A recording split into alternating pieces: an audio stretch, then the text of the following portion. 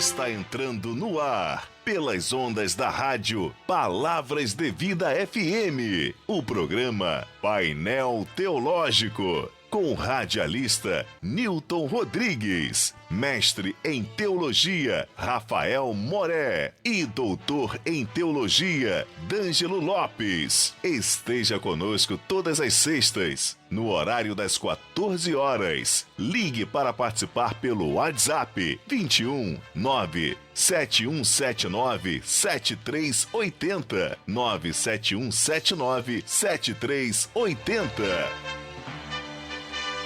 Maravilha, maravilha. Agora 14 horas, mais 10 minutos no Grande Rio. Uma boa tarde para você que está nos permitindo entrar no seu lar, no seu automóvel, no seu setor de trabalho e estar no ar. Painel Teológico, e é claro, né, hoje tratando de um assunto interessante. Mas antes você pode estar anotando o telefone 21 971 79 73 80. E o tema de hoje: como será no paraíso? Você já imaginou como será no paraíso? Como que você imagina isso, essa grandiosidade a qual está reservado para mim e para você? Como será? Hoje nós vamos aí estar falando um pouco sobre isso, porque, né, é um assunto muito pertinente para os dias de hoje, né? Todo mundo quer ir para o paraíso, né? Mas como que vamos para o paraíso? De que forma vamos para o paraíso? O que nós temos que fazer para ir, né, para o paraíso? Né? São perguntas, né, pastores? São perguntas, e essas perguntas nós estamos habilitados não só a responder, mas a estar prontos para essa questão. Pastor Rafael Moré, boa tarde, graça e paz. Boa tarde, queridos ouvintes, meu colega aqui, Davidson, Nilton. É bom estarmos aqui nessa tarde mais uma vez, depois de algumas sextas-feiras sem poder ter o programa, por problemas técnicos ou pessoais, mas estamos aqui, graças a Deus. E nós queremos falar sobre esse tema, a pergunta que muitas pessoas fazem: como será no paraíso? E eu quero começar lembrando o apóstolo Paulo, porque Paulo ele diz que nem olhos viram, nem ouvidos ouviram, e jamais penetrou em coração humano o que Deus tem preparado para aqueles que o amam. E Paulo lá em 1 Coríntios capítulo 12, aliás, 2 Coríntios capítulo 12, ele fala que teve um homem que foi arrebatado até o terceiro céu, sendo no corpo ou fora do corpo, eu não sei, que viu coisas inefáveis, as quais o homem não pode referir.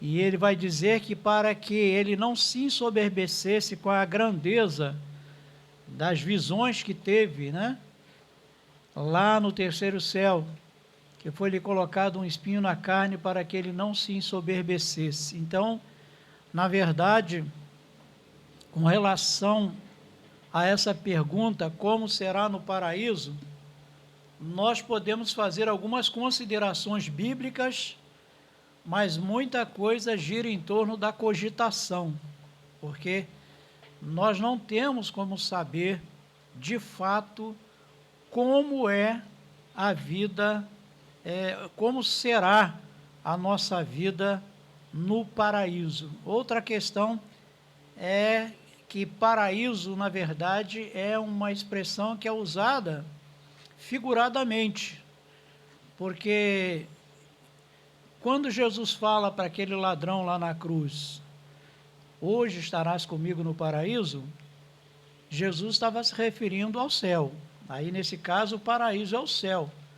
Mas no desfecho final da história, escatologicamente falando, o paraíso será um novo céu e a nova terra, já não será mais nas regiões celestiais, porque o céu é um estádio intermediário entre a morte e a ressurreição. O crente que morre agora, ele vai para o paraíso, céu, mas na ressurreição dos santos, nós estaremos para sempre vivendo num paraíso terrestre, porque a terra toda vai tornar-se num paraíso.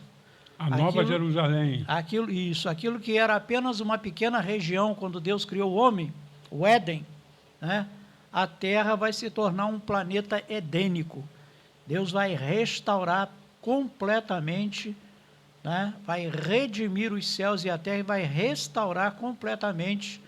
Aí essa linguagem bíblica lá de Apocalipse, e vi novos céus e nova terra, e diz que o sol não existe mais, que o mar não existe mais, ou seja, uma outra ordem cósmica diferente dessa que nós temos agora, não é isso, Davidson?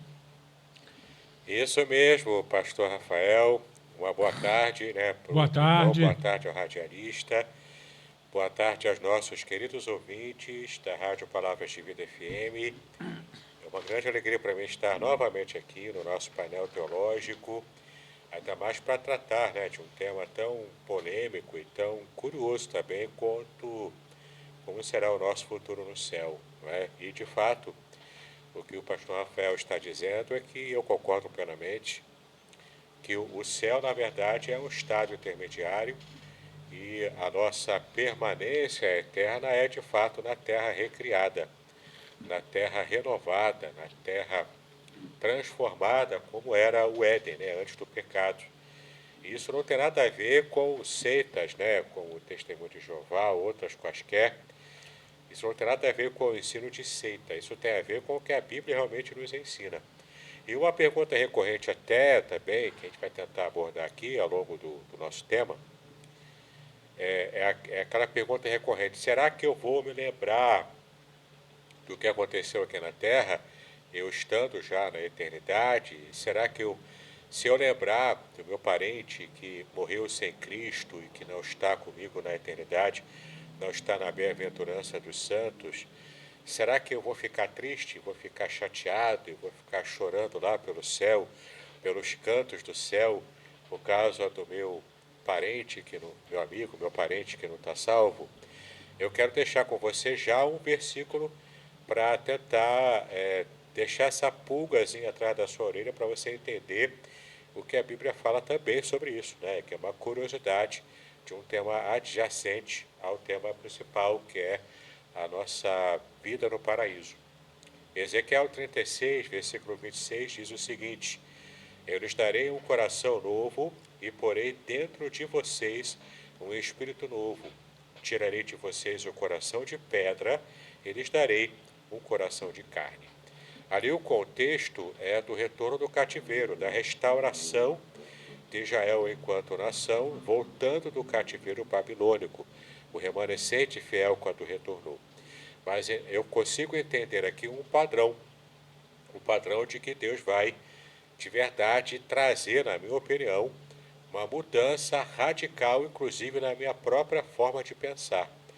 Então, todo tipo de vínculo emocional ou mental com a vida que eu já tive aqui na Terra, já estive nessa existência, isso vai ser também radicalmente transformado. E então eu terei condições de ter um sentimento e um pensamento diferente daquilo que geralmente eu tenho aqui na Terra. Você concorda comigo, pastor Rafael? Sim, mas é uma coisa que para mim é muito claro, está reverberando. Uma coisa que para mim é muito claro, e eu penso que não seria correto a gente pensar, por exemplo, que quando eu chegar no céu, que Deus vai passar um mata-borrão na minha mente, nas minhas lembranças, e eu não vou me lembrar de nada mais. Se você perder completamente a sua memória, você não é mais você. Você imagina aqui o exemplo de uma pessoa com Alzheimer, que ela se olha no espelho e não lembra mais nem quem é ela, dependendo do estágio em que ela está. Então essa pessoa, assim, fisicamente ela existe, mas no sentido intelectual, no sentido emocional, ela está completamente anulada, completamente apagada. E aí eu me lembro de alguns textos bíblicos, por exemplo, eu me lembro lá do rico e Lázaro, a parábola do rico e Lázaro. O rico estava atormentado nas chamas e Lázaro estava no seio de Abraão.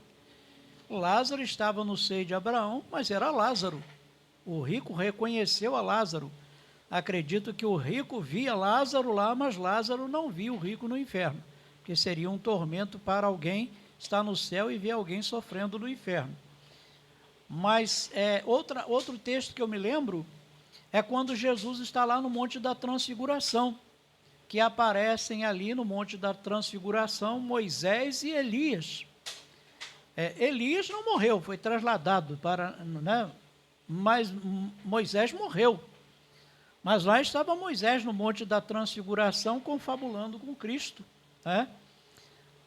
Outro texto que eu me lembro é lá em Apocalipse, quando fala das almas que estão debaixo do altar e elas estão clamando contra aqueles que habitam sobre a terra e que foram maltratadas. Elas sofreram aqui na terra por causa da sua fé e elas têm plena recordação.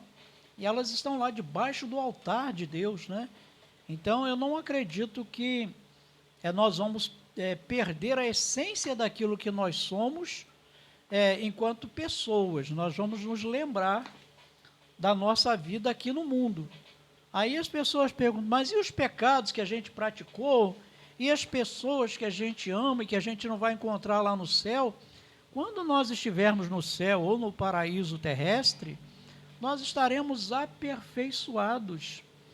Um ser aperfeiçoado já não participa mais desses sentimentos, dessas emoções terrenas, carnais. Nós teremos maturidade suficiente para gerir toda essa situação. As lembranças da nossa vida pregressa, inclusive, uma das razões para nós sermos gratos por estarmos no céu é nós nos lembrarmos que quando nós estávamos aqui, nós muitas vezes desagradamos a Deus com os nossos pecados, inclusive, apesar disso, né, estamos no céu na presença de Deus, porque a graça de Deus é maior que o nosso pecado. Então, eu acredito sim, que nós não teremos mais nenhuma dor, como a Bíblia diz, não haverá choro, não haverá pranto, não haverá lamento, mas eu serei eu. Eu continuarei sendo, tendo a minha essência, que é toda a minha lembrança do que eu sou aqui. Senão, eu não serei, eu serei outra pessoa no céu, não serei mais eu. O que você acha? Concordo, né? Também penso assim, porque com as emoções, os pensamentos transformados, nós continuaremos com a memória, mas essa memória já não vai estar mais vinculada até mesmo a alguns valores terrenos que a gente tem, precisa deles para poder sobreviver aqui, né? Então a questão é que os valores serão também transformados, os sentimentos, o modo de pensar, a cosmovisão, né? Tudo será transformado. Então estaremos na eternidade, como eu também comungo da sua opinião, aqui na Terra, e adorando a Deus e servindo a Deus aqui na Terra, como era no Éden, como deveria ter sido e nunca deixaram de ser, né? Lá no Éden. O homem foi expulso do Éden por causa do pecado, né? O que Deus deseja para o homem é que ele viva uma vida plena, feliz, abençoada, e isso vai ser possível quando Cristo voltar. E toda a natureza, né? Paulo fala que é um só tempo geme, aguardando o dia da sua redenção. Pedro fala que também Pedro também fala da restauração de todas as coisas, né? Todas as coisas serão restauradas. Verdade é que a gente não sabe como vai ser, né? Mas a Bíblia fala que o sol não existe, né? Vai ser uma nova ordem cósmica, porque como é que pode, né? Humanamente falando, a gente sabe que os planetas eles gravitam, né, em torno do Sol. O Sol é importante para que os planetas sejam mantidos na sua órbita. Mas nessa nova Terra não vai ter Sol. E outra coisa, fala que não vai ter mar. Vai ser só um continente novamente, como era no princípio, né? Vai ser uma Pangeia e a água também vai existir, mas o mar já não vai existir mais. Eu acredito que talvez a Pangeia seja tão grande que ela vai ser irrigada por vários rios sem mar. Vai ser uma ordem cósmica completamente diferente, né? E Cristo vai reinar, então, pelos séculos dos séculos, e nós reinaremos com Cristo, né? Viveremos aqui e reinaremos com Cristo. Pensando no Éden, que na época do Éden, antes do dilúvio, não tinha chuvas, então mas tinha rios, né? Tinha o rio sim. Tigre e Eufrates. Havia uma neblina que regava a terra, então, a né? gente imagina que seja algo parecido com isso, né? Como era no Éden. O clima vai ser perfeito, né? Não vai ter mais climatizado, calor escaldante, nem frio gélido, né? O planeta vai ser um planeta, eu acredito que talvez não hajam mais os polos, né, congelados, né? Porque até o congelamento dos polos pode ser uma consequência do dilúvio, da inclinação do eixo terrestre, né? Então, inclusive, eu separei aqui algumas informações importantes de como a Bíblia descreve o paraíso, né? Nós temos aqui que a Bíblia descreve como um estado de comunhão perfeita entre Deus e o seu povo, sem dor, pecado ou separação. Como está lá em Apocalipse 21, versículos 3 e 4, que diz o seguinte: Deus habitará com eles e enxugará dos seus olhos toda lágrima. É bem interessante isso aqui, porque Jesus prometeu que estaria conosco até a consumação dos séculos. Mas aí tem um prazo de validade. Agora, depois que os séculos se consumirem, ou seja, essa realidade se consumir, Deus que vai estar conosco, como diz aqui em Apocalipse. Então, você entenda que a chave virou, né? Aqui é Deus conosco na nossa realidade, vivendo aqui na terra recriada, na terra transformada, então sem nenhum tipo de problemas, pecado, dor, sofrimento, lágrimas, tudo envolvendo também a nossa saúde mental e emocional. Haverá também ressurreição gloriosa, como está lá em 1 Coríntios, capítulo 15, de 42 a 44, e ainda o mundo renovado, livre da maldição, como também você pode conferir aí em Romanos 8, versículo 21. Portanto, o paraíso é o cumprimento pleno da promessa de Ezequiel 36, 26, que eu li no começo da minha fala: dar-vos-ei coração novo e espírito novo. Então, a gente descarta completamente essa doutrina do sono da alma. Não existe sono da alma. A alma, ela está ativa, né? Uma vez que a pessoa morre, deixa esse corpo, né? Como Paulo fala, esse tabernáculo terrestre, que é o nosso corpo, a nossa alma vai encontrar-se com o Criador. E ali, num estado de consciência plena, a gente vive, né? A pessoa que morreu, ela vai viver na presença de Deus até o dia da ressurreição. Na ressurreição, vai haver a ressurreição do corpo, mas não mais esse corpo degradado, corrompido, mas como Paulo fala lá em 1 Coríntios capítulo 15, é um corpo glorificado, um corpo espiritual. Esse corpo espiritual é o corpo capaz de comportar ou de receber a alma glorificada, porque no momento que o crente morre, ele entra no céu, a sua alma é glorificada. A alma dele já é aperfeiçoada. Essa alma aperfeiçoada, glorificada, agora ela vai entrar, vai voltar a esse corpo glorificado, que vai ser um corpo semelhante a esse corpo que nós temos hoje, provavelmente até mesmo a mesma imagem, a mesma compleição física, como Jesus tinha a mesma imagem, a mesma compleição na ressurreição, se bem que o corpo de Jesus não chegou a se degradar, mas Deus é poderoso para do pó trazer de volta o nosso corpo, sendo que será um corpo sem nenhuma debilidade, sem nenhuma enfermidade, sem nenhum defeito físico, sem velhice, né? Não vai haver velhice, né? No paraíso, né? No paraíso todos terão todos vão ter um padrão, né? Um padrão. Todos nós seremos jovens numa idade, vamos dizer assim, naquela idade antes de chegar à meia-idade, vamos dizer assim, em torno dos 30 Que anos, bacana, hein? 30 anos, versão, né? que é a maturidade, né? 30 anos É a é a melhor maturidade versão. física. Nossa melhor versão. A nossa melhor versão, né? Sem velhice, ninguém vai ser cego, ninguém vai ser aleijado. Ah, mas e a pessoa que foi queimada e virou pó? Isso para Deus não é problema. Abraão acreditava que mesmo depois dele ter queimado Isaac até virar pó, ele iria descer daquele monte com Isaac. Ele cria isso. O autor aos Hebreus fala isso. Porque Deus mandou ele oferecer Isaac em holocausto. Isso. Em holocausto, a vítima era degolada sobre o altar e depois era queimada até virar pó. O sangue era aspergido inteiro, Isso. não deixava nada de sangue e queimava tudo. Era completa. No holocausto, a vítima é completamente queimada, não sobra nada da vítima. E assim seria com Isaac, né? Ele seria queimado completamente. Mas Abraão, ele diz para os moços dele: ficai aqui, que eu e o moço iremos ali, adoraremos e voltaremos. Então ele acreditava que mesmo que ele chegasse a sacrificar Isaac, ele não desceria daquele monte sem Isaac. E a gente fica sabendo disso quando o autor aos Hebreus, lá na Galeria da Fé, fala de Abraão. E que Abraão creu de tal maneira que ele cria que... Não teve questionamento. Mesmo né? depois que Isaac estivesse morto, Deus era poderoso para ressuscitá-lo, trazê-lo de volta.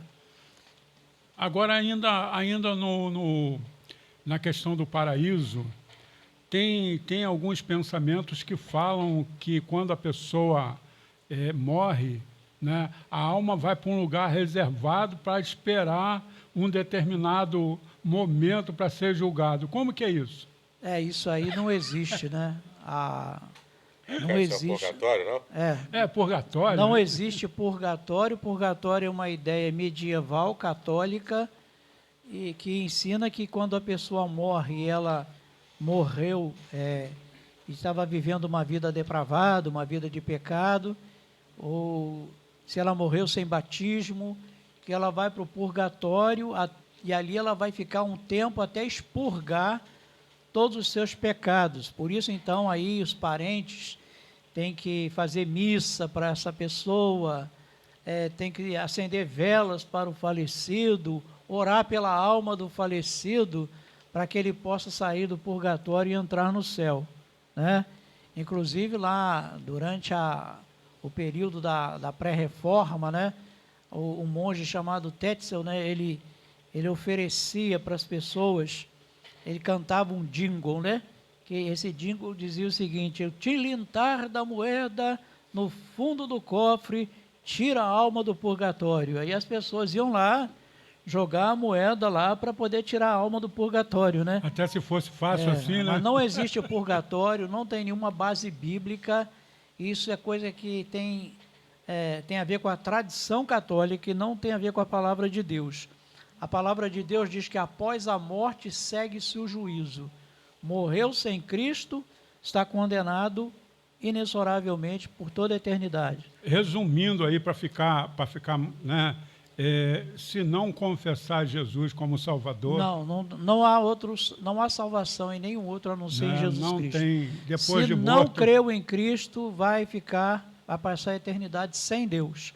Mas se creu em Cristo como seu único e suficiente Salvador, esse então, ao morrer, já se encontra no paraíso celeste.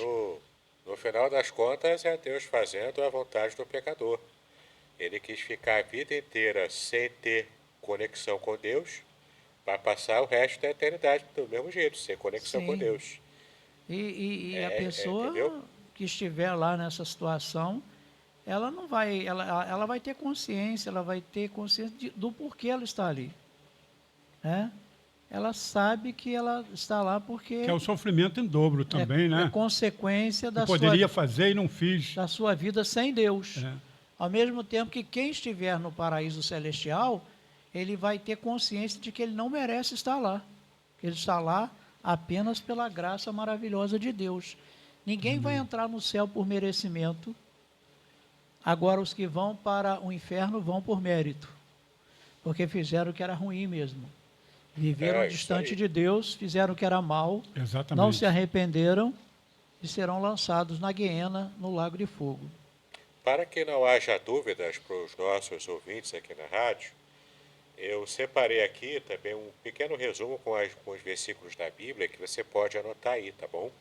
Você que está nos acompanhando nas ondas da rádio. Então, por exemplo, nessa questão do que a Bíblia ensina sobre a vida após a morte, nessa questão de haver consciência ou não, tudo isso está registrado na palavra de Deus. Veja aí. O primeiro tópico é que a Bíblia distingue dois momentos em nossa vida, na vida humana. Ela distingue o estado intermediário, esse é no céu, esse é nas regiões celestiais, e é temporário. E depois ela também identifica o estado eterno, e nós entendemos que é aqui na terra. Por isso que existe a ressurreição, por isso que existe também a nova terra, a nova Jerusalém. Porque se fosse a eternidade para acontecer direto no céu, não haveria necessidade de haver uma restauração da terra edênica, né, antes do pecado. Então vamos aos textos. O estado intermediário acontece logo após a morte. Os crentes vão à presença de Deus, como você pode conferir em Lucas capítulo 23, versículo 43, e também em Filipenses capítulo 1, versículo 23.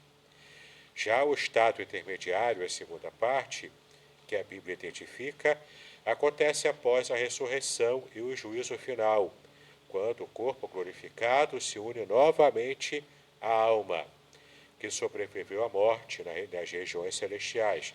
E você pode observar isso em 1 Coríntios, capítulo 15, do versículo 51 até o versículo 53.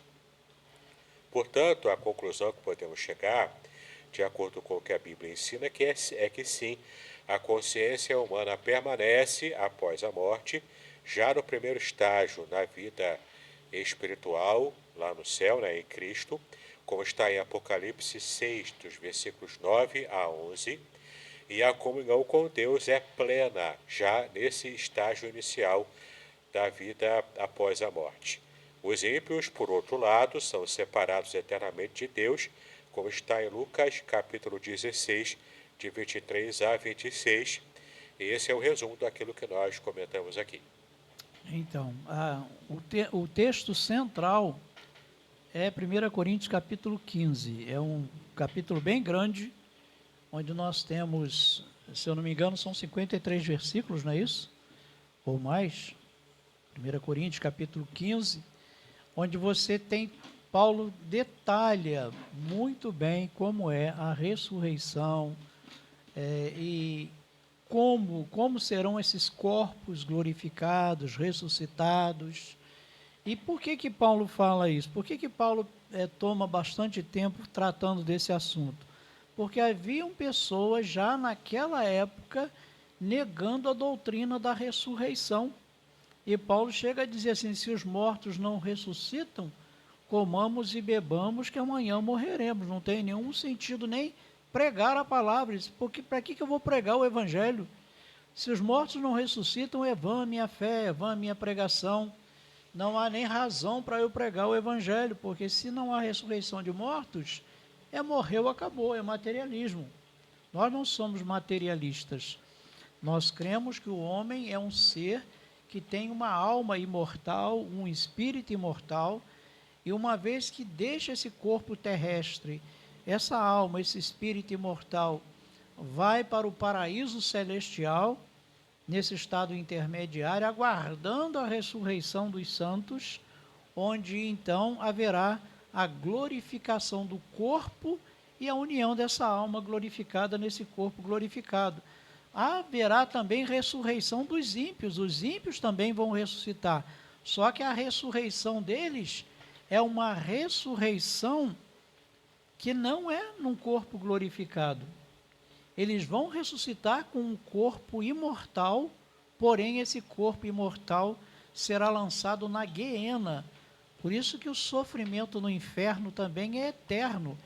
E o sofrimento no inferno, por essa perspectiva, por esse prisma, não vai ser só um sofrimento emocional, moral, como alguns ensinam.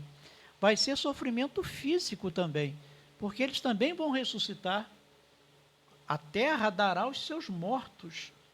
todos os que dormem no pó da terra vão ressuscitar. Como diz Daniel, uns para a glória eterna, outros para a vergonha e horror eterno. Daniel fala isso lá, né? Daniel é um dos precursores aí, ele é um apocalíptico do Antigo Testamento e trata dessa questão da ressurreição. Então, todos vão ressuscitar, todos compareceremos perante o tribunal de Deus, diz o apóstolo Paulo, uns para receber o prêmio, o galardão, né? E outros para receber a sentença terrível: apartai-vos de mim para o fogo eterno, preparado para o diabo e seus anjos. Isso é o que a Bíblia ensina. Então, não existe meio termo, não há meio termo, é céu ou inferno. Se morreu com Cristo, é céu. Se morreu sem Cristo, é inferno, né? E retomando aqui a passagem de Daniel, que o pastor Rafael celebrou, né? O texto está em Daniel, capítulo 12, versículo 2, para você poder conferir aí na sua casa, que diz assim: muitos dos que dormem no pó da terra ressuscitarão.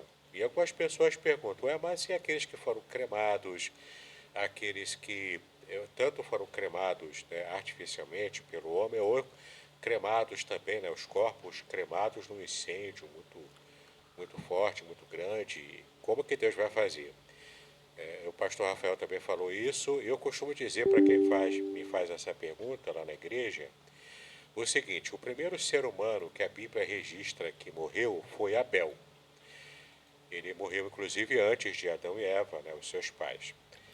Essa é a grande questão, porque como que Deus vai fazer para reunir novamente as células ou os átomos que compuseram o corpo de Abel, já que ele foi o primeiro ser humano a morrer lá no Éden? E como que, lá próximo ao Éden, aliás, né? E como que a gente pode entender que Deus conseguirá restaurar o corpo de Abel depois de tantos milênios após a sua morte? A tecnologia que Deus vai usar, eu não sei qual, eu costumo falar isso, né? Eu não sei qual é a tecnologia que Deus vai usar, mas Ele é todo poderoso, Ele pode fazer isso.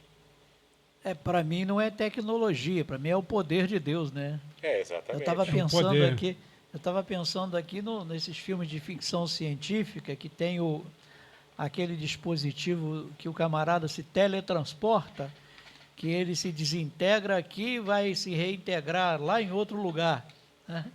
Então há uma desintegração e uma reintegração da pessoa.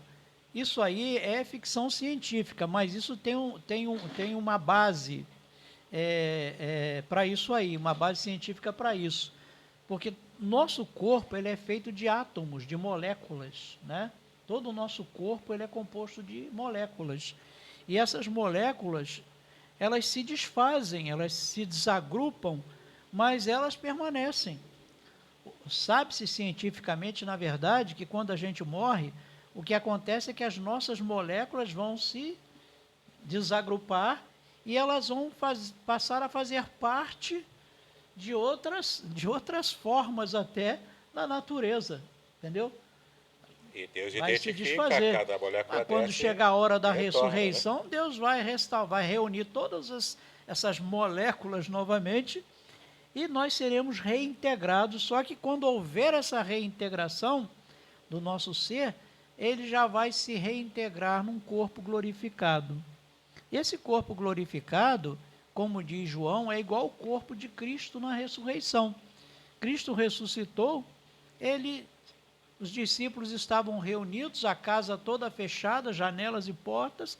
Jesus aparecia no meio deles e falava: toca aqui, olha o meu lado, vê que sou eu mesmo.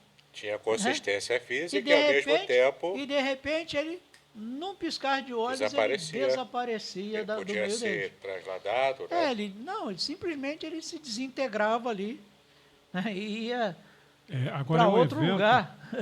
Pastores, é um evento que imagino muito maravilhoso e um poder tremendo de Deus. Aquelas pessoas que foram queimadas, como já foi falado aqui, as pessoas até mesmo que morreram no mar, que ninguém sabe humanamente falando, onde está, né? E isso vão ressurgir para apresentar os seus feitos ao Senhor.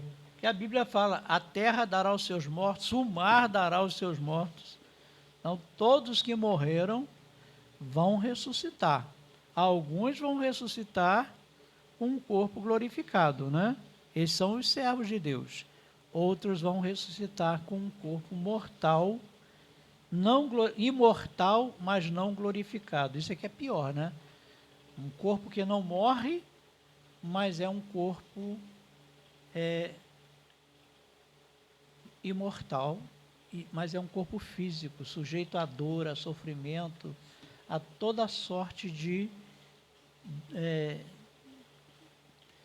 seja qual for o sofrimento, né? Seja físico, moral, espiritual, ele vai sofrer tudo. Aí já começa o sofrimento Então, eterno. Aí é sofrimento eterno, é vergonha eterna. E não existe aniquilacionismo, né? Porque existe uma corrente teológica que é chamada de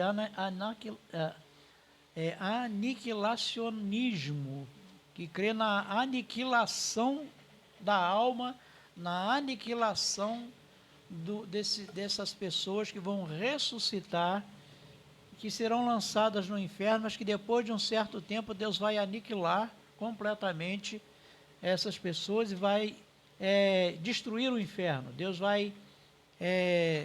o inferno vai deixar de existir, né? Extinguir de vez. Extinguir completamente o inferno. Isso não tem base bíblica, né? Eu não vejo nenhum versículo na Bíblia que possa respaldar isso, né? Mas o que a Bíblia fala é que é vergonha e horror eterno. Jesus diz que lá o seu bicho não morre, né? O seu fogo não se apaga e o seu bicho não morre. É uma figura de linguagem para dizer que as pessoas que serão lançadas lá, elas vão sofrer, mas não vão morrer. É muito terrível, né? Até pensando um pouco, para as pessoas que gostam de assistir filmes e séries, assim, né? Na cultura pop, eu acho até que a cultura pop, controlada por Satanás, naturalmente, acaba criando, por exemplo, a série The Walking Dead, ou esses filmes de série de terror, que bota mendigo andando, e bota o vampiro também, que é um ser imortal, mas do mal, e todo decrépito. Isso aí é para deturpar o que a Bíblia ensina sobre a ressurreição, porque a ressurreição não é assim. A pessoa que vai ressuscitar para a glória de Deus, ela vai ressuscitar com o corpo glorificado, como dissemos aqui, na nossa melhor versão. Isso. E não como zumbis, como monstros, Não. como vampiros, não é nada disso. Senão Né? não seria ressurreição, né? Senão seria uma morte perene, né? Nós não seremos mortos-vivos, nós seremos pessoas ressuscitadas e glorificadas. Se a ressurreição fosse para ser como vampiros ou zumbis, eu não queria ressuscitar. Nem para eu. viver assim, não. Nem eu. Né? Isso aí é fantasia, é ficção, né? Com certeza. Mas o que a Bíblia ensina deturpação que a Bíblia ensina. É algo glorioso, é algo tremendo. Exato. E, inclusive, seguindo aqui na esteira do texto de Daniel, capítulo 12, que a gente já viu, né? Jesus também reafirmou a doutrina da ressurreição no Novo Testamento, em Mateus 22, 31 e 32, e também João, capítulo 5, versículos 28 e 29. Paulo também retoma, desenvolvendo essa doutrina da ressurreição em 1 Coríntios 15, que é o texto base, que fala sobre a ressurreição dos crentes, mostrando que a ressurreição é o fundamento da esperança cristã. Portanto, se não há fé ou crença na ressurreição dos mortos, ali finda-se toda a esperança cristã. Sem ela, a fé seria vã, como está em 1 Coríntios, capítulo 15, versículo 17. Portanto, a vitória definitiva sobre a morte, como está em 1 Coríntios 15, versículo 54. E esse é o resumo do que a Bíblia ensina sobre a ressurreição dos mortos. Com relação à ressurreição dos mortos, aí existem duas correntes, né? Existe a corrente amilenista, que ensina que a ressurreição vai ser uma só vez. Ato contínuo, a ressurreição dos santos e a ressurreição dos ímpios de uma só vez. Mas em Apocalipse nós temos uma outra visão ali, que é esposada também por muitos, que é a questão do milênio. E aí, quando o Apocalipse fala do milênio, o Apocalipse fala o seguinte, que a primeira ressurreição é a ressurreição dos santos. Tanto que existe bem-aventurado aquele que ressuscita na primeira ressurreição. Então, a primeira ressurreição seria a ressurreição dos santos. Cristo virá, vai estabelecer o seu reino sobre a terra, certo? Ainda não é a terra totalmente glorificada, não é a terra totalmente renovada. Cristo vai reinar sobre a terra por 1000 anos. E nesse período, então, Satanás estaria preso. Terminados os 1000 anos, Satanás será solto, vai insuflar as nações contra Cristo, aí vai acontecer aquela batalha, né, que é a batalha do Armagedon, e aí Cristo vai derrotar as hostes satânicas, vai derrotar todas as nações que se levantarem contra ele, e aí finda-se o milênio e vem então a consumação dos séculos, que seria a consumação dos séculos, e o juízo final. E aí, no juízo final, é que vai haver então uma ressurreição dos ímpios. Os crentes já foram ressuscitados, já foram glorificados, já reinaram com Cristo os 1000 anos, e então se estabelece o grande trono branco, como fala lá no Apocalipse, e Cristo então ele vai exercer a função de juiz, e ele vai julgar, como está lá em Mateus. A direita e a esquerda de Cristo estarão todas as hostes humanas. À sua direita estarão os santos, os salvos, aqueles que foram glorificados já. E à sua esquerda estarão os ímpios. E Jesus então vai dizer, para uns ele vai dizer assim, vinde benditos de meu Pai, e entrai no reino que vos está preparado desde a fundação do mundo. E para o outro grupo ele vai dizer, apartai-vos de mim, malditos, para o fogo eterno, preparado para o diabo e seus anjos. Mas é interessante que Jesus fala assim, aos que estão à direita, porque tive fome e me deste de comer, tive sede e me deste de beber, eu estava enfermo e vocês foram me visitar, eu era forasteiro e vocês me assistiram. E aí eles dirão, mas quando foi, Senhor, que nós fizemos essas coisas? O Senhor vai dizer, quando vocês fizeram um desses meus pequeninos a mim, vocês me fizeram. E aos outros ele vai dizer assim, olha, vocês, eu tive fome e vocês não me deram de comer. Eu tive sede, vocês não me deram de beber. Eu estava enfermo, vocês não foram me visitar. Eu era preso, vocês não foram me ver. Eu era forasteiro e vocês não me assistiram. E eles vão dizer, mas quando foi, Senhor, que nós deixamos de fazer essas coisas? Quando deixastes de fazer a um desses meus pequeninos, a mim, me deixastes de fazer. Apartai-vos de mim, malditos, para o fogo eterno, preparado para o diabo e seus anjos. Então, aí está. Aí é o juízo final. Depois disso, então, que para mim é novos céus e nova terra. Aí vai ser a restauração completa de tudo, e aí é o reino perene, o reino eterno com Cristo, e pronto, sem fim. Mas eu acredito nesse período do milênio. Eu não sou, apesar de eu ser pastor presbiteriano, os presbiterianos que estão me ouvindo aí, que me desculpem, mas eu não sou milenista. Eu creio naquilo que a Bíblia diz. Se a Bíblia diz que existe um milênio, e se a Bíblia diz que existe 2 ressurreições, para mim vale o que a Bíblia diz, e não teorias humanas. No programa, no programa que tem aqui às 10 horas, também foi falado sobre isso. Vocês me perdoem, mas eu vou, a Bíblia está falando, eu vou pela Bíblia. O que a Bíblia diz é que a gente tem que crer, não é teoria, porque o que é milenismo, o que é pré-milenismo, o que é pós-milenismo? São teorias criadas pelo homem. Todas elas se baseiam na Bíblia, mas nenhuma delas é perfeitamente certa.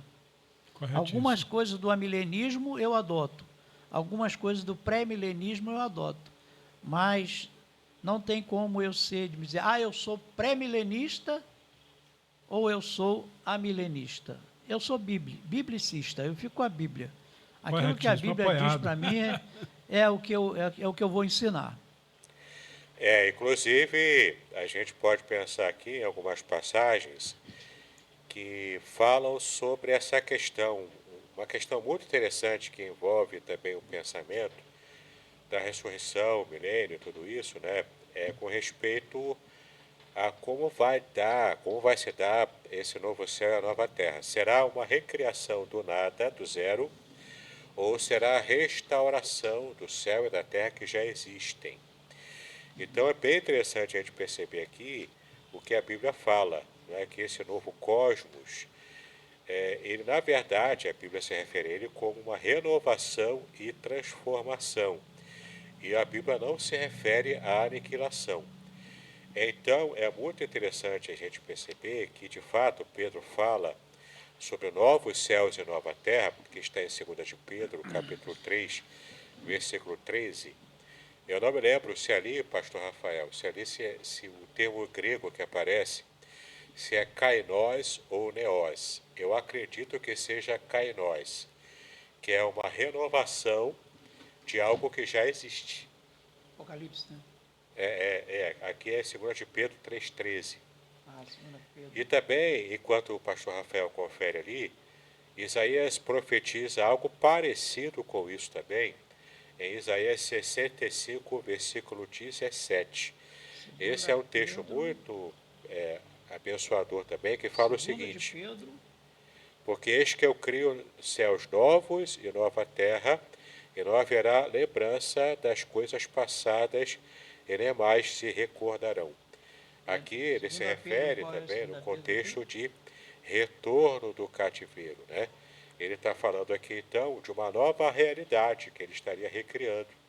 Então, você estendendo essa promessa para um aspecto escatológico, é Deus fazendo essa mesma ideia da restauração, desse criar novo céu e nova terra como restauração para uma nova realidade, no caso agora, na escatologia, uma realidade permanente. Conseguiu achar, pastor Rafael? 2 Pedro 2,13. 2 de Pedro 3,13. 3,13. Vamos ver aqui, 2 Pedro 3,13. Versículo 13. Só para verificar ali o termo grego que aparece. Kainus. É kainós, né? É Uranus. Isso, kainós, como Kai, eu imaginei. kainen, gay. Katapa, epangelmata, autu, prostocomen, em os de caiocine, catoikei. Então, nós, porém, segundo a sua promessa, esperamos novos céus e nova terra. As duas expressões aparecem. Aparece kainus e kainem, né? Que significa novo com respeito à forma, recente, feito, fresco, recente, não usado, não surrado, com respeito à substância de um novo tipo, sem precedente, novo, recente, incomum, desconhecido. A ideia que a gente tem, e que Pedro também vai usar uma expressão, ele fala que os elementos abrasados se fundirão, ele fala de um cataclismo. Vai haver um cataclismo universal e cósmico, porque se o Sol não existe mais, provavelmente esse Sol que nós temos agora, ele vai sofrer uma supernova, ele vai deixar de existir. Quando a estrela sofre uma supernova, né, em tese, ela se transforma num buraco negro, né, cria um buraco negro, né? Que suga tudo e é que suga, né? Tudo que está à sua volta, né?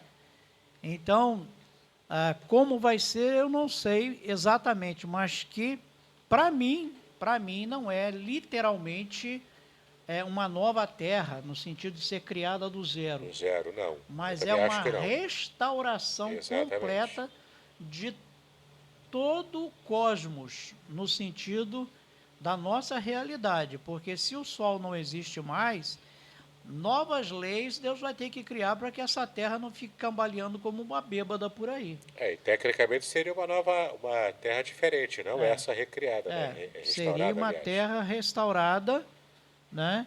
E essa terra, então, Deus vai ser o seu sol, diz a Bíblia.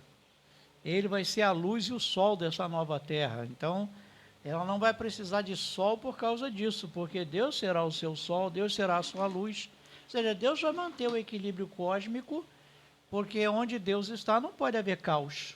Se Deus vai habitar conosco, se Cristo vai habitar conosco, vai tabernacular conosco e nós com Ele para sempre, então Imagina que maravilha. não pode haver nenhum desequilíbrio, né?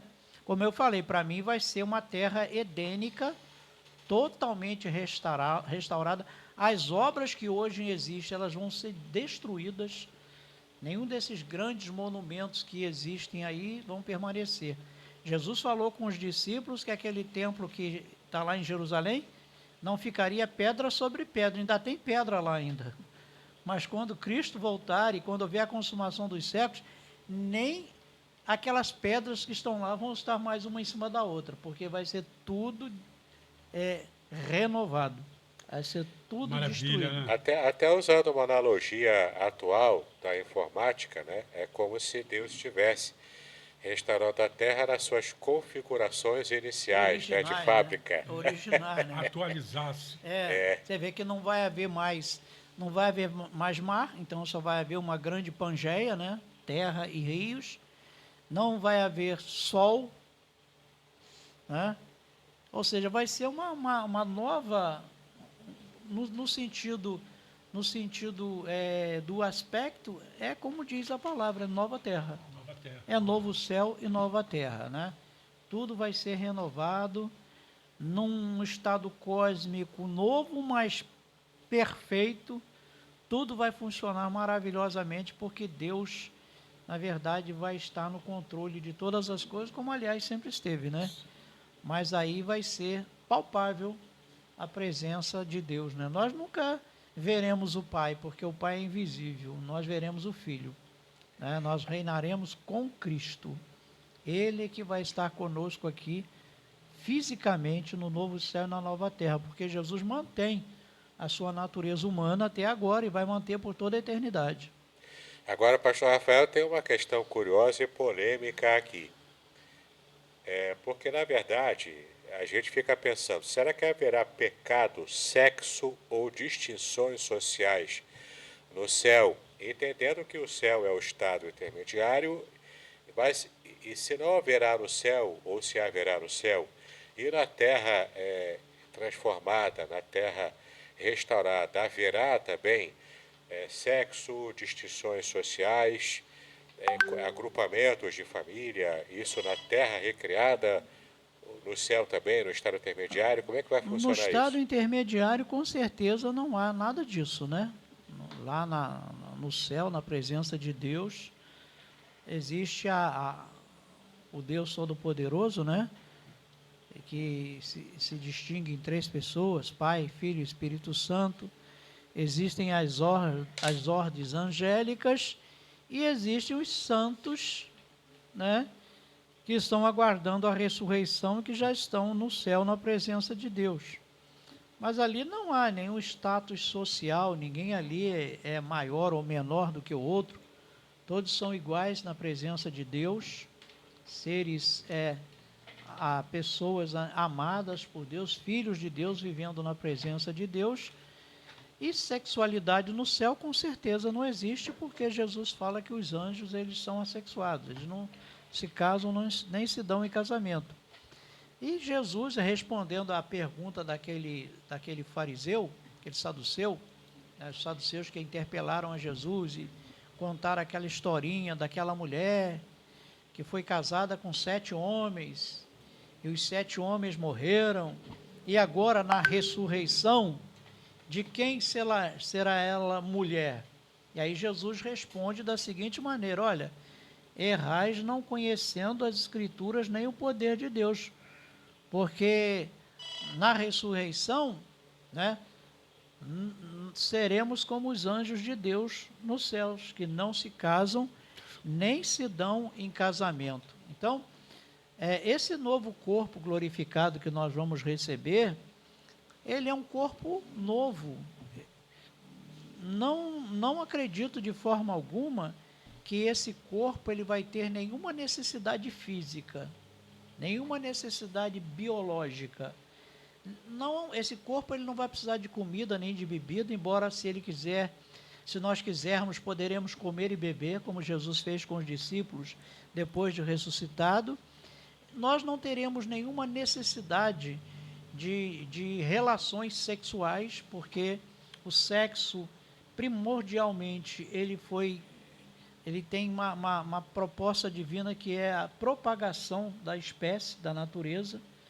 Então, não vai haver mais propagação de espécie, nós não precisaremos mais coabitar para termos filhos, não vai haver isso. Na ressurreição dos santos, com o nosso corpo glorificado, serviremos a Deus por toda a eternidade. As pessoas fazem uma confusão entre o estado final e o milênio. No milênio, sim. No milênio vai haver tudo isso, porque o milênio ainda não é o final. No milênio as nações estarão aí. Cristo vai reinar sobre as nações e os crentes glorificados reinarão com Cristo, porém, eles já foram glorificados. Então, sexualidade para nós é coisa dessa vida, dessa existência. Entendeu? Saímos dessa existência, não há mais nenhuma necessidade de sexualidade. Aí, a gente até pode cogitar se esses seres, se esse corpo glorificado vai ter órgão sexual. Porque se não tem... Para que um órgão sexual se ele não tem mais função? Nós seremos andrógenas, não teremos uma sexualidade, não seremos nem homem nem mulher, seremos seres glorificados, simplesmente. Os anjos, por exemplo, eles não são homens nem mulheres. É da nossa configuração sempre pensar no anjo com uma forma humana. Né? E com uma forma de homem. Masculina, né? Mas o anjo não é masculino nem feminino, o anjo é um ser espiritual. Espírito não tem sexo. É igual Deus. Deus tem sexo? Não. Mas nós nos referimos a Deus como Pai, porque ele se revelou como Pai, assim, né? E o Filho como Filho e o Espírito Santo como Espírito Santo. Inclusive a palavra ruach, espírito, no hebraico, é uma palavra que é feminina. Né? Ruach, E, se eu não me engano, no grego é uma palavra neutra. Pneuma é neutro. Neutro, entendeu? Então, neutro é algo que não tem sexo. Pastores, só para a gente raciocinar sobre isso. Então, depois de todas essas definições, vamos estar reconhecendo uns aos outros? Com certeza, com certeza. Quero abraçar lá no céu os meus amigos, quero abraçar meus filhos, quero abraçar minha esposa, que já não vai ser mais a minha esposa, mas vai ser minha irmã em Cristo no céu. A irmã em Cristo, que você vai lembrar. E nós teremos lembranças da nossa vida aqui, né? Grata lembrança do que nós podemos construir juntos e viver juntos, e provavelmente poderemos até andar de mãozinha dada lá no céu, não tem problema nenhum. Bem romântico, hein? Por que não? Vamos ter tempo suficiente. Por que não? Por que não? Né? Se nós vamos nos reconhecer, né? O céu é um lugar onde o amor e o prazer vão estar presentes, sempre. E no novo céu e na nova terra também. Uma nova configuração, mas sim. Sem a maldade, sem sexualidade, sem desejos perniciosos, né? Errados, porque seremos aperfeiçoados, seremos santos, seremos aperfeiçoados em santidade. Porque perfeição, do ponto de vista divino, é santidade plena. É viver uma vida plenamente santa na presença de Deus. E como eu almejo por isso, que eu vou me livrar desse corpo aqui, que me faz pecar todo dia e desagradar a Deus. Muito bom. É interessante também a gente perceber que a Bíblia fala sobre como será a nossa comunhão com Deus no céu. E é bem interessante a gente perceber que se hoje temos que nos esforçar muito para mantermos a comunhão com Ele, para mantermos a santidade, agradarmos o coração dEle, No céu, a presença de Deus conosco ela será mais palpável. Será uma presença muito mais sensível, percebida também, e muito mais direta. Não é? O Apocalipse 22:4, por exemplo, diz, Apocalipse 22, versículo 4, eles verão o seu rosto. E isso, de fato, é extraordinário, porque nós poderemos ver o rosto de Deus, aquela visão especial que foi negada a Moisés, né? Moisés pediu para ver o rosto de Deus. Eu particularmente acredito que nós veremos a Jesus. O Pai nós nunca vamos ver. Porque, preste atenção, há um momento importante, quando a gente fala de Deus, Deus no sentido pleno é trino. Jesus fala o quê? Quem me vê a mim, vê o Pai. Pai. Quando os discípulos pediram para ele, Senhor, mostra-nos o Pai, o que ele falou? Há tanto tempo estou convosco e não me conheceis? Como vocês me pedem, mostra-nos o Pai? Quem vê a mim, vê o Pai. Eu e o Pai somos o mesmo, Deus. Então, eu não acredito que a gente verá o Pai, nem o Espírito Santo, porque o Pai é Espírito, o Pai nunca se corporificou, mas o Filho não, o Filho se encarnou. O filho é a presença de Deus, né, para a gente poder perceber. João 1,19 fala assim, ninguém jamais viu a Deus, mas o Deus unigênito que está no seio do Pai é quem o revelou. Então, quem revela Deus, desde sempre, é Cristo. Todas aquelas aparições de Deus lá no Antigo Testamento, na verdade, são aparições de Cristo. É o Malach Adonai. Sim, sim. Né?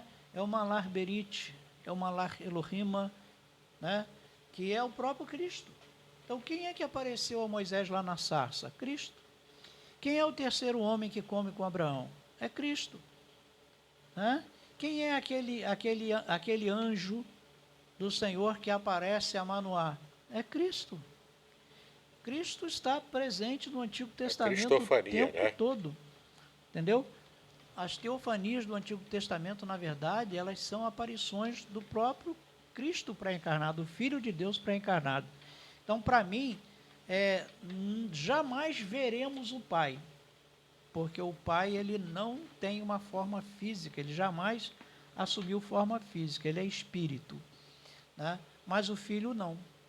O Filho encarnou-se para tornar Deus palpável, para tornar Deus visível.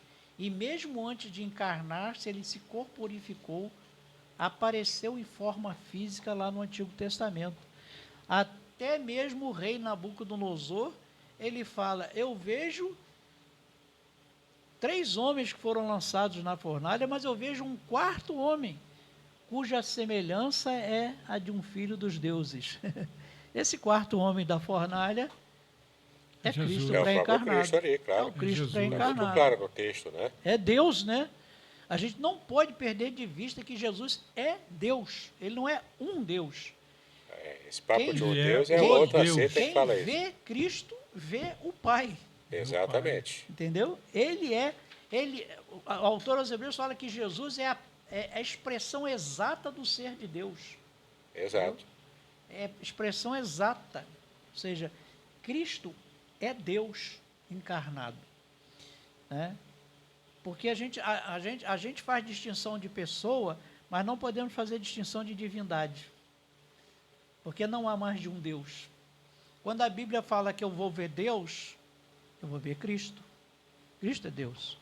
O Cristo é o Deus manifestado, né? Manifestado a nós. Nós viveremos perante Ele, nós veremos o rosto de Cristo, porque Ele vai estar conosco. Ele vai comer com a gente. Ele fala que Ele vai beber novamente ceia, né? Do fruto da videira. Né? É a última ceia. No né? reino dos céus. Ceia, né? O reino dos céus, no sentido lato da palavra, é só após a ressurreição. Maravilha, quando né? Cristo estabelecer o reino dele para sempre aqui na terra e nós reinaremos perenemente com ele. Esse é o reino de Deus, no sentido, agora é o já. Nós estamos no já, mas ainda aguardando, não. Né? Ainda não. Nós estamos no já, mas o ainda não chegou. Quando o ainda não chegar, aí será, o ainda não vai virar já. Vai virar virar já. o Vai sim, deixar de ser o já. ainda não para ser o virar já. Só para os nossos ouvintes se situarem, a gente está falando aqui de um termo escatológico, da escatologia do Novo Testamento, que era muito usado por George Eldon Ladd, né? Que é o já e o ainda não, que é esse termo de você já está com o reino de Deus instaurado na terra, mas ainda não, porque não aconteceu, ainda de modo pleno e total. Né? E nós veremos isso acontecer em breve. Nós cremos, Reino né? agora Temos é só essa esperança. espiritual, né? É, isso Muito aí. bem. Então ele será não somente espiritual, mas ele será, não podemos nem dizer temporal, porque temporal limita tempo, né? Mas ele será terreno e visível. Terreno invisível. Terreno e visível. Jesus fala, os anjos falam para os varões galileus, esse Jesus que viste subir, da mesma maneira que ele subiu, ele vai descer. Ele subiu de forma visível, ele vai voltar de forma visível. Tremendo isso, né? Vai ser um grande evento, um evento Por isso que eu não sou pré-milenista, por quê? Porque o pré-milenismo ensina um arrebatamento invisível. De repente sumiu todo mundo, para onde foi? Ninguém sabe. Ninguém Alguém sabe. vai Aí dizer vão que é o dizer, ET. foi arrebatado por OVNIs, foi abduzido, não sei o que lá. Não, a segunda vinda de Cristo não é duas vezes, é uma vez só. E também fica esse movimento nos ares, né? Isso, Vai, ele volta, vem, depois ele fica vem ali, uma depois vai vez pra só. lá. A Bíblia fala que a igreja vai encontrar-se com ele nos ares, e aí ele desce para reinar, né? E aí ele vai reinar para sempre. E após o reinado, que seria o milênio, aí se estabelece o reino Quando eterno. Cristo voltar, primeiro, todo olho verá, a Bíblia diz. Todo olho verá. E a Bíblia também deixa claro de que não haverá dúvidas de que é ele que voltou. Jesus fala que assim como o relâmpago que se mostra do Isso. Oriente ao Ocidente, assim será a vinda do Filho Não do há Homem. dúvidas quanto a os isso. 4 cantos da terra vão Sim, ver. Quatro Exato, cantos é. da terra. Aí um crente vira para mim e fala assim, pastor, é porque a gente vai ver pela televisão, né? Eu falei, não é não. televisão não. Quando Cristo voltar, vai ser como se a terra fosse um plano só. Em toda a terra, porque ele é Deus, ele é onipresente, em toda a terra presenciará, Ele verá o Filho do Homem vindo nas nuvens com poder e grande glória. Aí quer queira, quer não, você vai ter que ver. Não vai ter Porque dúvidas. é determinado, é determinado. ele Não vai ter tem que como ver. não ver. Um Não evento tem- desse não Ninguém tem vai como... confundir a escatologia, o escaton, né, com o ET, uma abdução. não tem como. Não tem como. Isso aí é Porque loucura que isso pode inventaram. aparecer em determinado lugar, mas não nos 4 cantos da terra. Não, Jesus vai- vai ser visto em toda a face da terra. Isso vai ser um fenômeno inesquecível para quem estiver vendo, né? Glórias a Deus, né? Eu acho que, pastor Rafael, que nós já esgotamos todas Nosso horário aí. as partes A teológicas, experiência né? da presença de Deus será algo visível e palpável? Sim. O que deixará de existir para sempre? A morte, o sofrimento, Morte, a sofrimento, dor, o pecado. isso aí. Tudo que não presta não vai mais com existir. adento aí, né? Para aqueles, Sim, para os santos, né? né? Para os claro. Estamos santos. falando Lógico, do reino eterno de Cristo. Não, mas para quem está nos ouvindo lá, ainda tem tempo, né? Tem tempo. Ainda há tempo de você Dá entregar a tempo sua ainda. vida a Cristo, de você Isso. fazer a sua decisão, recebê-lo como seu único Senhor e Salvador. Porque Jesus é o único caminho, não há outro. Não há outro nome dado entre os homens pelo qual importa que sejamos salvos, a não ser o nome do Senhor Jesus Cristo. E aqui vem, provavelmente, o arremate da aplicação teológica de tudo que falamos aqui. Não é? A última questão que podemos levantar aqui é como essa esperança impacta as nossas vidas hoje. Enquanto aguardamos ou ainda não, já estamos no já e aguardamos ou ainda não, mas como isso impacta a minha vida espiritual. Eu que sou um crente aqui em São Gonçalo, Niterói, no Rio de Janeiro, no Brasil, como que isso vai impactar meu dia a dia, essa esperança escatológica da volta de Cristo e da implantação plena do reino de Deus na nossa experiência humana. Como que isso impacta? Para mim, o só viver essa expectativa já é glorioso, porque a pessoa que não tem Cristo, que não tem Deus na sua vida, ela não tem nenhuma esperança. Mas nós temos a esperança da vida eterna. Nós temos a esperança de viver uma vida gloriosa no paraíso de Deus para sempre. E quando nós usamos essa palavra esperança, a palavra esperança, no grego, ela não tem o mesmo sentido, como ela é usada no Novo Testamento, não tem o mesmo sentido da palavra esperança que a gente usa no nosso idioma. Porque no português a esperança é algo que pode acontecer ou não. Mas no Novo Testamento a esperança é algo que está certo.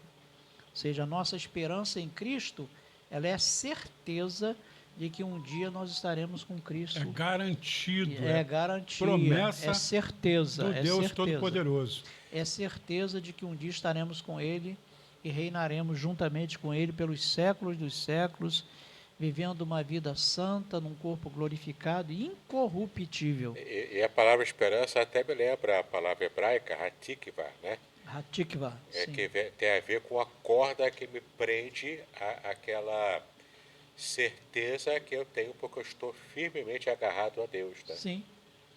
Essa esperança que não morre.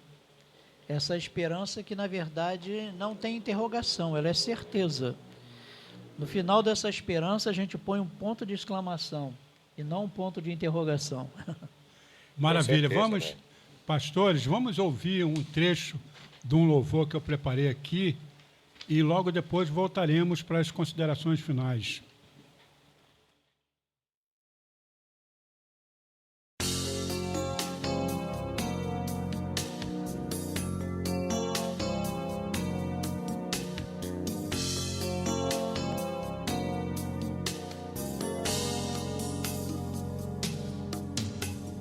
Vem o Senhor minha vida oferecer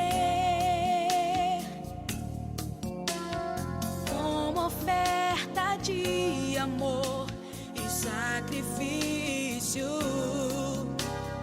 Quero minha vida a Ti entregar como oferta viva em Teu altar.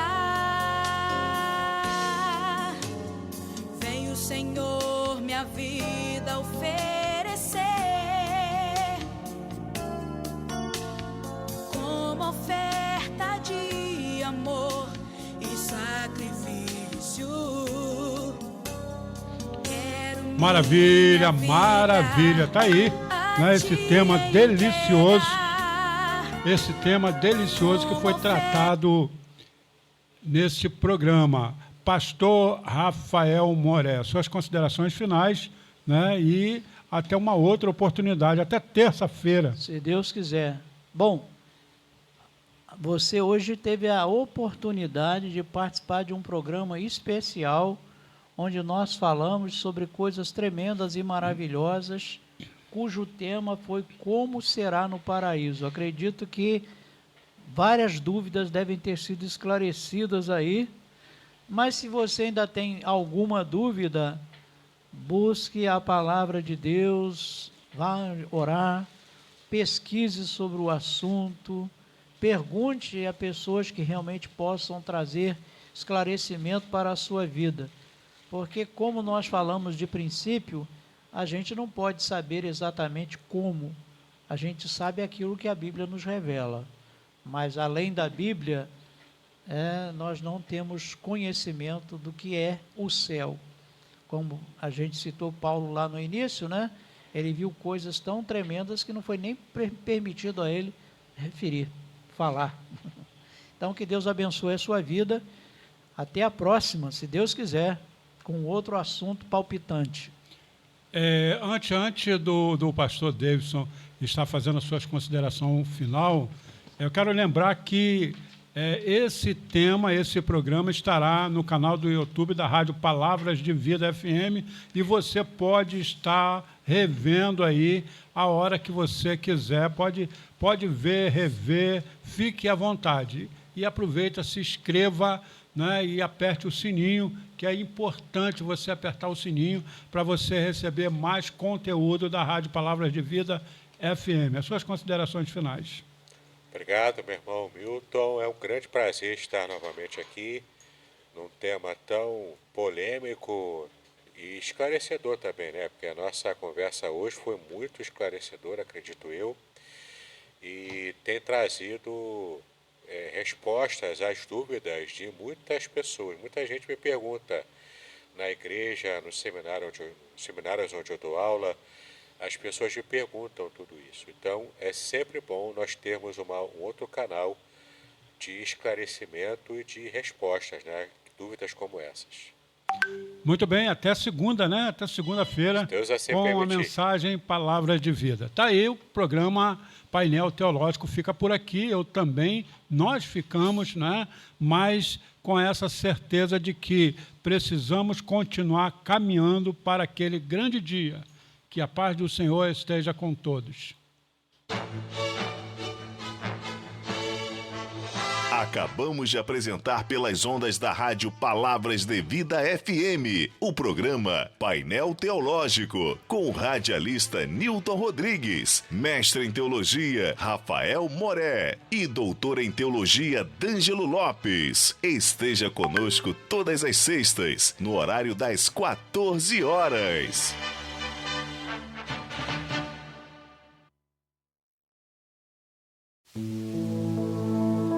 Estamos apresentando o programa Painel